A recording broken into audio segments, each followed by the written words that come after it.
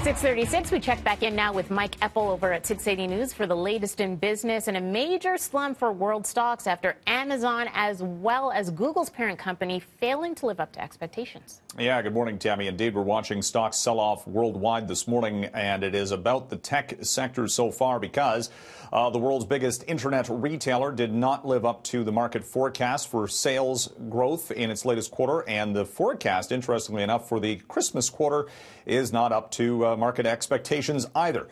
So under this extreme anxiety, we'll call it, that we've seen for much of October on the financial markets, investors aren't waiting around. They're selling shares of Amazon in early trading action, down by as much as 10%. This company just weeks ago was worth $1 trillion.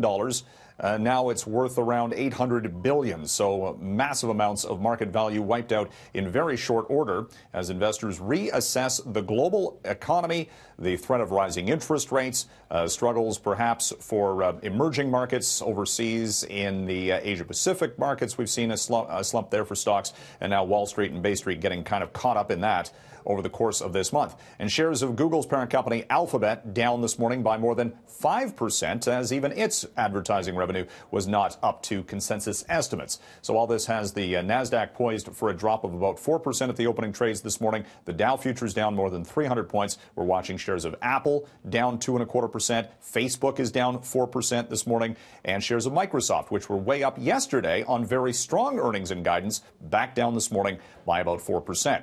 Shares of Snap Inc., the social media app, down by about 12% at last check. It's at a record low, just $6 a share. Snap debuted on the market a couple of years back with the prospect saying they're not going to make any money, and indeed they have not yet, and in fact lost a couple of $100 million in the latest quarter. We've got the price for oil down this morning. It's around $66 a barrel. Price for crude has been down this week. We've seen the price for gasoline fall here in the GTA to $1.17.9 overnight. That's the peak price, and that is pretty much the lowest price we've seen to fill up the gas tank for much of this year.